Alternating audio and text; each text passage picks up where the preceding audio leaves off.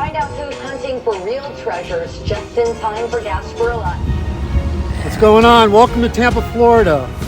We're actually here live at Channel 8 WFLA Bloom TV, and we're going to be talking treasure hunting today. We're going to hopefully give out some more information that nobody else has, so stay tuned because this is going to be exciting.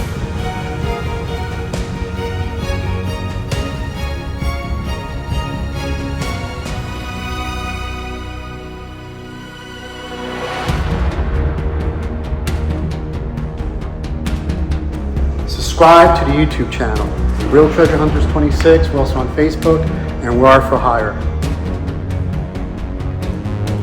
And we have some interesting stuff that we want to tell the audience.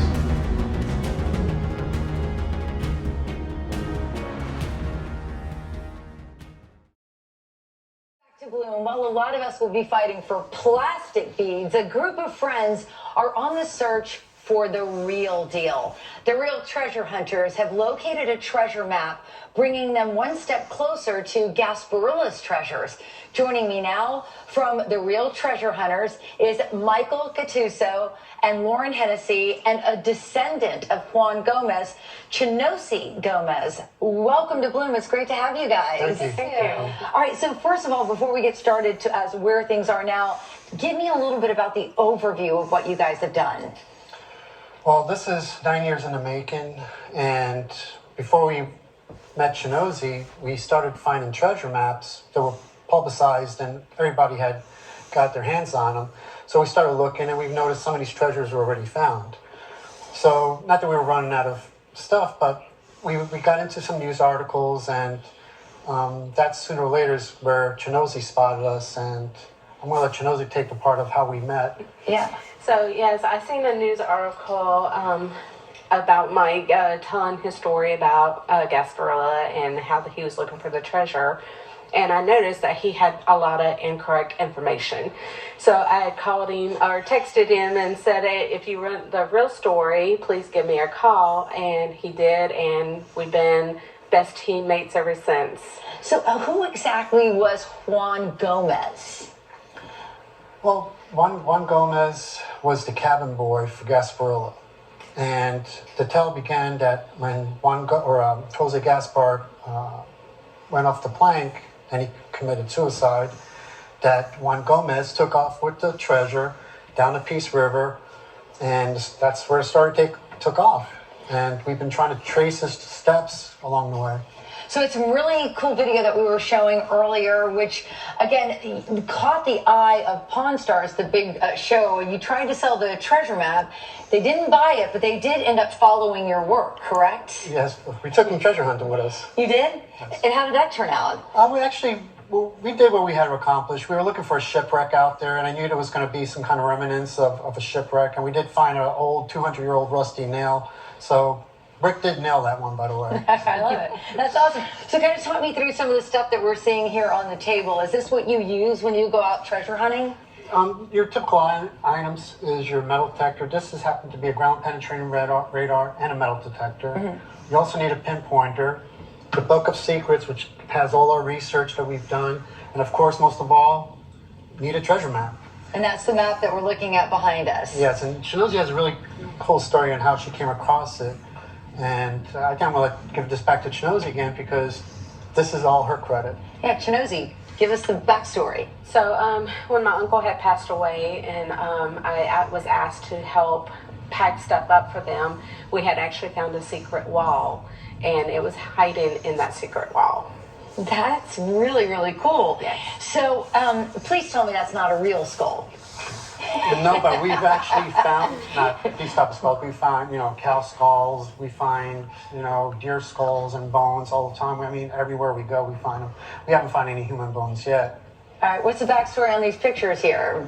Those are pictures of Juan Gomez himself. Okay. A lot of those are publicized, but there's two on there that's from family pictures itself. So. That is super, super cool. So when you have the map and the search is on, how close are you to Jose Gaspar's treasures?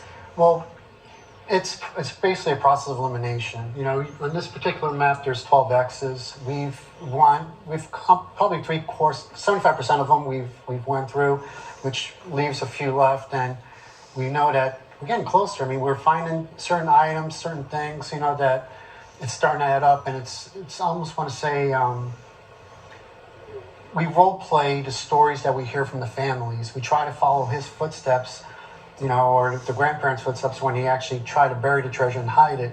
So we're basically, you know, little by little, we were gathering more information. The more we gather, the closer we're getting. And it's like I said, we're 9 years doing this, and this is the closest we've ever been yet, Gal. That is so incredible.